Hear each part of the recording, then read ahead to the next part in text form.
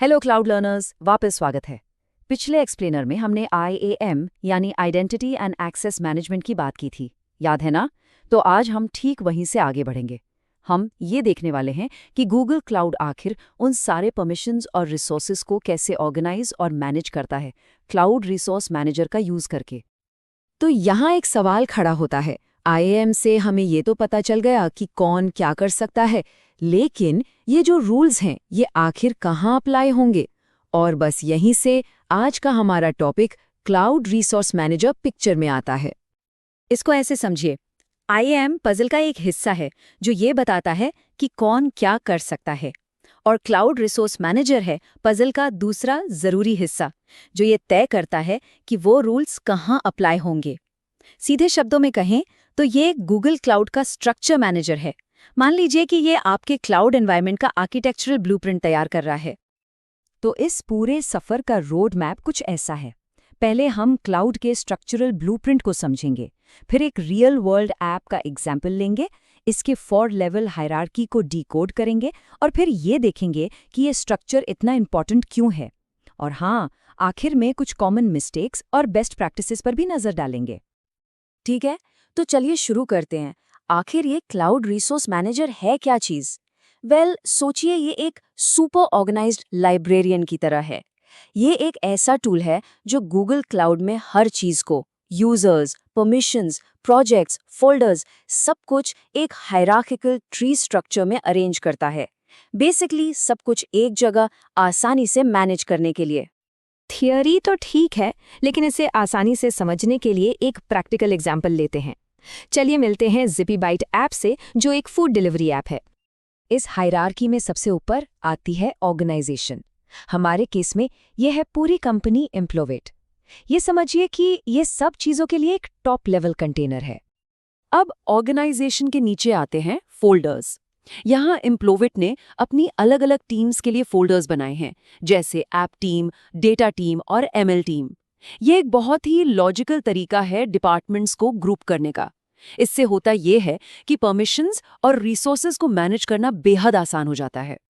Folders के अंदर होते हैं प्रोजेक्ट्स। इन्हें आप बिलिंग और रिसोर्स मैनेजमेंट की मेन यूनिट समझ सकते हैं।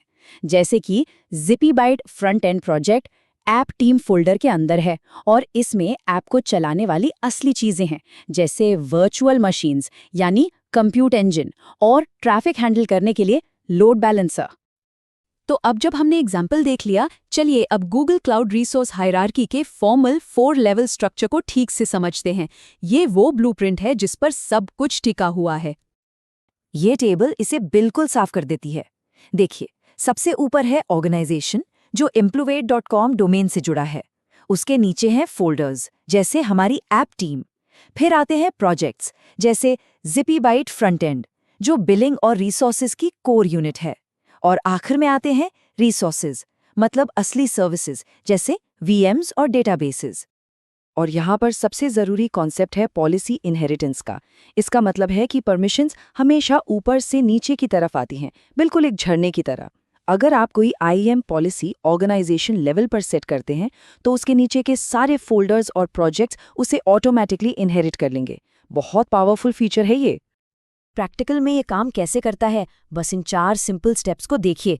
पहला, आप ऑर्गेनाइजेशन को एक गूगल वर्कस्पेस या क्लाउड आइडेंटिटी डोमेन से लिंक करते हैं। दूसरा, प्रोजेक्ट्स को ग्रुप करने के लिए फोल्डर्स बनाते हैं। तीसरा, अपने सारे GCP रिसोर्सेज को प्रोजेक्ट्स के अंदर रखते हैं। और चौथा, IAM पॉलिसीज को आप किसी भी लेवल पर अप्लाई कर सकते हैं और वो नीचे तक इनहेरिट हो जाएंगी। चलिए अब इस बात से आगे बढ़ते हैं कि ये हायरार्की क्या है, और इस पर फोकस करते हैं कि ये क्यों इतनी ज़रूरी है। मतलब किसी भी कंपनी के लिए इसके प्रैक्टिकल फ़ायदे क्या हैं? मोटे तौर पर इसके 4 बड़े फ़ायदे हैं।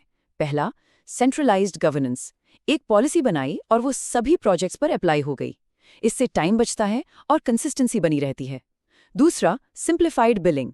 आप आसानी से ट्रैक कर सकते हैं कि किस टीम या प्रोजेक्ट पर कितना खर्च हो रहा है।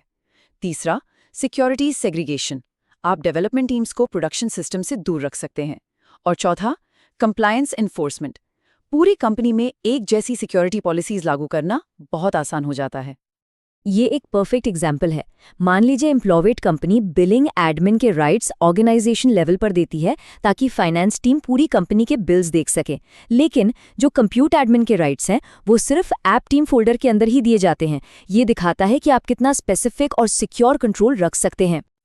तो अब हमें पता है कि ये कैसे काम करता है और ये क्यों ज़रूरी है। चलिए अब इस पर बात करते हैं कि इसे सही तरीके से इस्तेमाल कैसे करें। हम कुछ आम गलतियों को देखेंगे और उन्हें प्रोफेशनल्स की बेस्ट प्रैक्टिसेस से कंपेयर करेंगे। अक्सर नए लोग ये गलतियां कर बैठते हैं, बिना किसी स्ट्रक्चर के ही प्रोजेक्ट्स बनाना शुरू कर देते हैं, जिससे आगे चलकर सब कुछ मैस हो जाता है।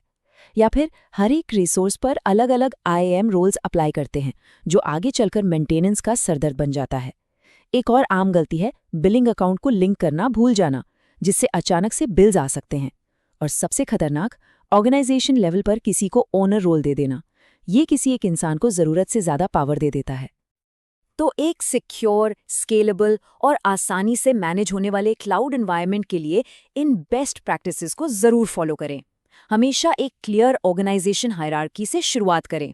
टीम्स या एनवायरनमेंट्स जैसे प्रोडक्शन और डेवलपमेंट के लिए फोल्डर्स बनाएं। IAM रोल्स को फोल्डर या प्रोजेक्ट लेवल पर अप्लाई करें, ना कि हर रिसोर्स पर। हमेशा प्रोडक्शन और डेवलपमेंट प्रोजेक्ट्स को अलग अलग रखें। और आखिर में कॉस्ट और रिसोर्स ट्रैकिंग के लिए लेबल्स का भरपूर इस्तेमाल करें। तो इस पूरी चर्चा का सार बहुत सिंपल है। क्लाउड रिसोर्स मैनेजर आपके गूगल क्लाउड का पूरा स्ट्रक्चर यानी ढांचा बनाता है, और IAM उस स्ट्रक्चर तक एक्सेस को कंट्रोल करता है। ये दोनों मिलकर ही GCP में एक्सेस कंट्रोल की बुनियाद रखते हैं। ठीक है, तो अब जब हमारी बुनियाद मजबूत और सिक्योर हो गई है, तो अगला सवाल ये उठता है कि हम इसे खतरों से बचाने के लिए मॉनिटर कैसे करें। इसका जवाब हम ढूंढेंगे अपने अगले एपिसोड में, जहां हम एक्सप्लोर करेंगे सिक्योरिटी कमांड सेंटर को, जो आपके सारे प्रोजेक्ट्स में थ्रेट्स और मिसकॉन्फ़िगरेशंस को पकड़ने के लिए गूगल क्लाउड का सेंट्रल हब है। तो मिलते हैं अगली बार।